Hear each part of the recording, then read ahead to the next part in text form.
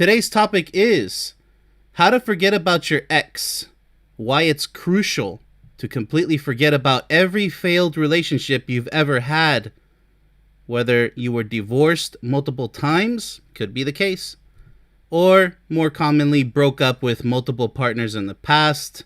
Hopefully not too many partners, but it's never the end of the world. You will never live a happy life if you're mentally and emotionally stuck in the past. We just had a stream about that. Still obsessing over someone who either no longer loves you or who desperately wants you to return back to them just so that they can abuse you some more. Typically, that's the case. Many breakups are all about abusive cases.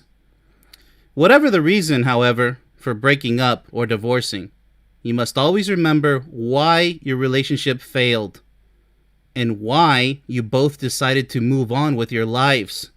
This is so important. Otherwise, you will end up foolishly psychologically torturing yourself forever, either by yourself or trying to rush back to your failed relationship. We're going to get right into it. So without further ado, let's get right into it. So, I just want to emphasize the importance of this stream because a lot of people, unfortunately, they're living alone and they're sad, they're depressed, they're thinking about their past relationship, they can't get over it, maybe they're still in love with their ex. This is a big deal, and it shouldn't be a big deal. You have to have the courage to move on, so I'm going to get all into it. This is why it's so important, because it's a very specific case, but it's also a very common case. Number one, realize that your unsuccessful relationship failed for a reason. Whatever that reason was, it must have been a good one, because otherwise you would still be in that relationship with your ex. Now is not the time to forget why it failed. All right? If you're thinking about returning to your ex to try and make things better again, you are stuck in the past and living in denial. Your ex has moved on and has most likely already found a new partner. Going back to them makes you look desperate. You don't want to look desperate. This applies for both men and women, by the way. As always, it always works both ways. The life of your ex is none of your business. Understand that you are no longer in their lives, so you no longer matter to them. And they should no longer matter to you. The sooner you realize this, the sooner you can get back to living in the present moment and finding somebody new like they did, most likely. You don't want to go back to the same person you chose to ultimately break up with. The same arguments and disagreements will happen all over again, which is not something that you should want. History will only end up repeating itself. So, just because it was an unsuccessful relationship doesn't mean it's the end of the world. I mean, what are you going to do? Are you going to sit there and grieve over the failed relationship all day, every day, for years and torment yourself? All right, number two, stop being foolishly weak and stubborn. Insisting that your case is somehow different than everyone else's is both naive and immature. Trust me, nobody wants to spend the rest of their life with someone naive and immature. Your addiction to having a negative mindset will make you say ridiculous things, such as, "You're wrong, my case is different, so my ex has to let me back into their lives." No, they don't have to do anything. It's over. When it's over, it's over. And unfortunately, this is where a lot of crimes are committed. A lot of people go completely psycho. So that's what I'm here for, to prevent you from going down such a dark path. Because it could happen to a lot of people out there who you don't suspect. This is what I call a shameless stalker attitude. A stalker who seriously needs to wake up before it's too late. If you tried going back with your ex and they already showed you they're uninterested and unsurprised to even see you, that clearly means that getting back together again is not possible. Get it through your head. Being rejected by your ex means you need to back off for obvious reasons, if the shoe fits. This is how stubborn people make a bad situation worse, by pretending like their situation is different somehow, and then going out to do something dangerous such as stalk their ex, demanding this and that, which they have absolutely no right to.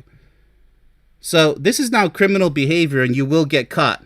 Once again, if the shoe fits, and don't find out the hard way. I'm here to warn you now. Get over it.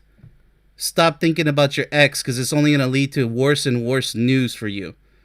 And yes, you're going to end up going insane.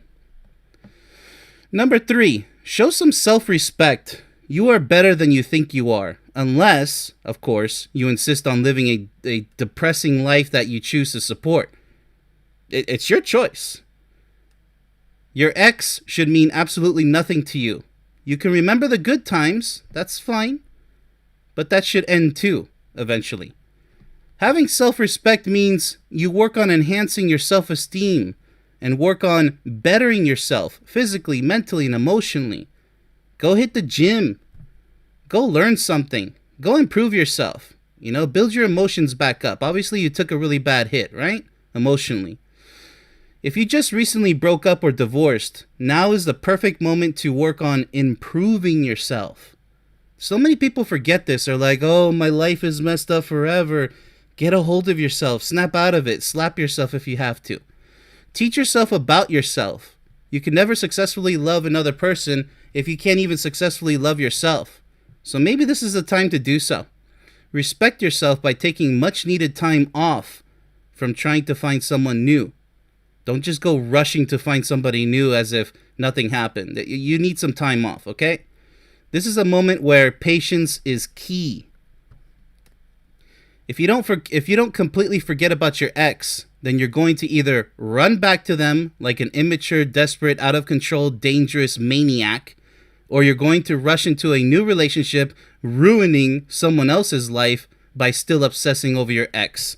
It's going to be obvious, it's not going to be nice, and it's highly disrespectful.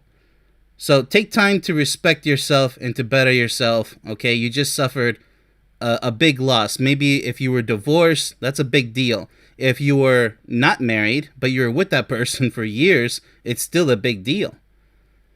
But either way, you have to learn to let go. And I did a stream about that, the benefits of letting go, or how to let go, how to succeed letting go. That's what it was. So, I mean, if you don't know how to let go and move on, your life is going to be stagnant. You're going to reach a plateau and you're going to stay there, and hopefully not forever. There's so many people who just call it quits on life just because their relationship failed. So now they're too scared. We're going to get into it. Number 4, have some dignity. Respect your ex by letting them live their life without you. You didn't lose anything and you didn't fail. Only the relationship failed, which is why I always say failed relationships instead of you failing to make it work. Okay, it doesn't mean you're a failure or she's a failure or he's a failure. It just means the relationship was a failure. It didn't succeed, okay? So it's not meant to be an offensive word here. It's just a reality check. No, it didn't work out and it'll never work out, most likely. If you truly loved your ex and it still didn't work out for whatever reason, then prove it to yourself and to them by giving each other the opportunity to find a new person to be with and forgetting about the possibility of ever reuniting. If you find yourself constantly remembering your ex, even though you know it's never going to work out, if you return back to them, have some pride in yourself by making it your mission to replace those memories with equal or far better ones with someone new. Okay, like I said, your life is not over. There's plenty of fish in the sea, although we're not fish, but you get the idea. Plenty of opportunities, better said. Dignity is all about having confidence, knowing that the decisions that you make are both righteous and fair. Okay, this is what having dignity is all about. It's about learning from your past mistakes and vowing never to repeat them again. It's about learning how to move on and how to start all over again. I mean, you can cry yourself a river, but it's not going to change the fact that you have to start all over again. That's just the way love works. It's a process, okay? Number 5, fear is your worst enemy, no matter what you face in life. It applies to everything. However, fear is also the easiest enemy to defeat only once you've learned how to empower yourself with the power of wisdom, along with positive thoughts and emotions. Gotta train yourself in this. A lot of people ignore it like, yeah, whatever, yeah, right. That's exactly why you deserve what you're getting. Because you're the cause. You give in to fear, you'll become a loser, which means you have everything to lose and nothing to win if you succumb to fear.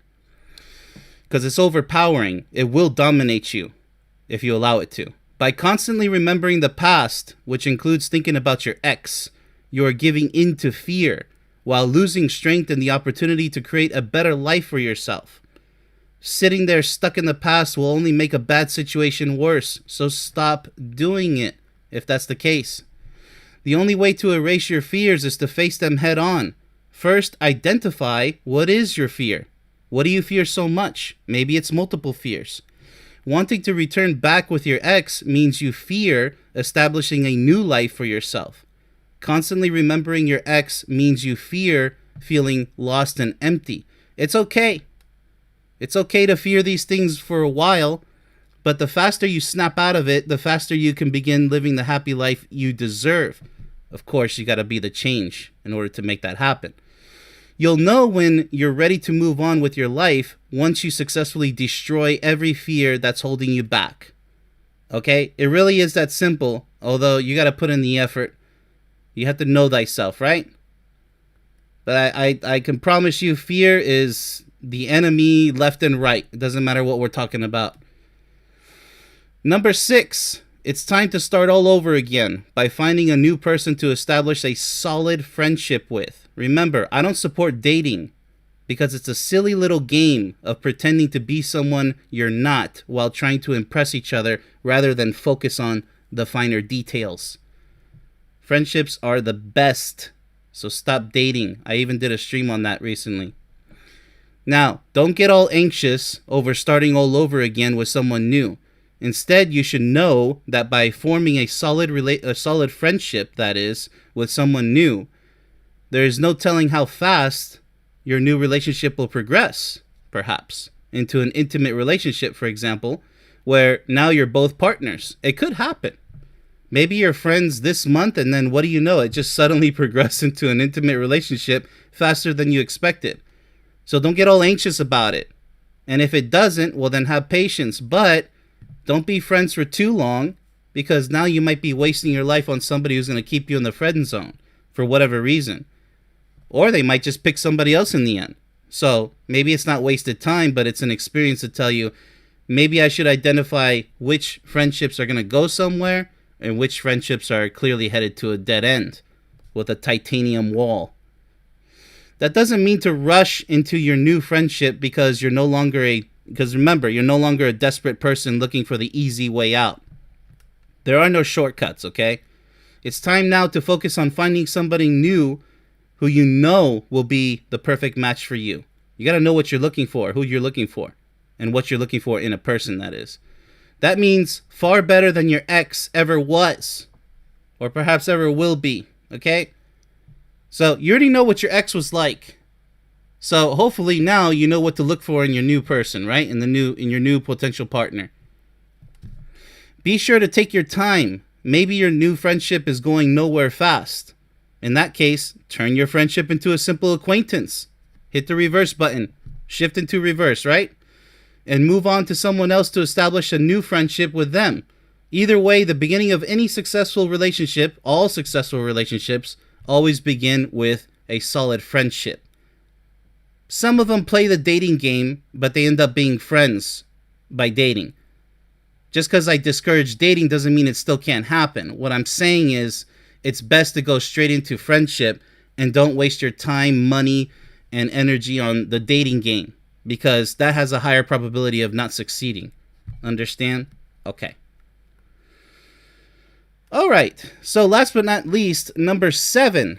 Understand that the more failed relationships a person has, the less likely they are actually learning in life. Okay? Just because they had so many partners. If someone says they've been with a lot of partners, stay far away from that person.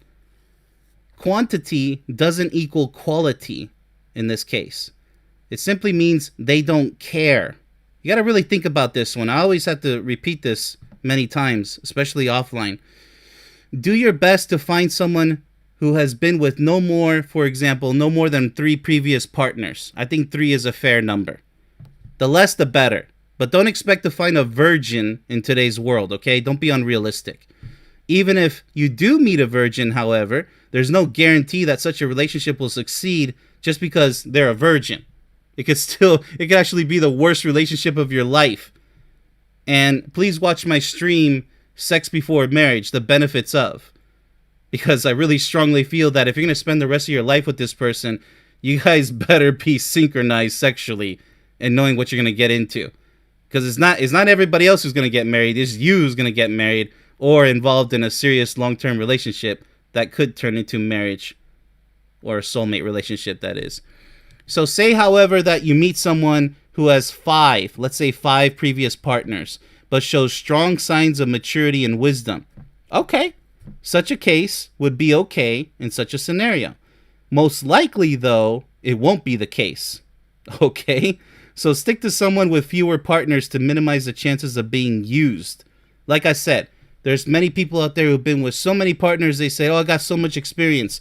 No, you have so many failures that you're responsible for. Don't get it twisted. That's nothing you should be proud of. I've had 20 chicks in my life. Oh, I've been with 20 men. Wow, seriously? I mean, I did a video in my video section called Body Count. Now, everybody is capable of changing, but most likely, no. No. Your odds of finding somebody who has a high body count and being your potential soulmate are pretty slim. Let's just say that. Because they just can't seem to get it right. Maybe they don't even care to get it right. See what I'm talking about? The point is, you should now know exactly what to look for when trying to find a new friend to spend time with. Whatever you do, don't fall into the dating game. That's my advice. If you're serious about finding a potential lifelong partner, always begin by establishing a powerful friendship. I just have to highlight that once again. Okay, so one last thing that I have to go over, because one person that I've been helping out lately, they're worried about their looks. So one last thing to know is that confidence and knowing what you want will always be far more important than how attractive you are physically. Yes, physical fitness is very important for your own health and looks, of course, but a strong, positive personality is just as important. It doesn't mean it's on top of it. It just means they're equal important. There's a lot of things that are equal when it comes to importance. So confidence, knowing exactly what you want, moving forward, never backward. So if you're thinking about your ex, you're moving backward. You're not moving forward. Get over it. It's done. If you've been fired from a job, don't go back to that job. Obviously, you're not wanted anymore unless it was unjust, right? But it's different when it comes to relationships because it's like you fired each other, okay? It didn't work out for whatever reason. Get over it. Because the last thing that, the most typical scenario is you're going to become psychotic and do something really bad.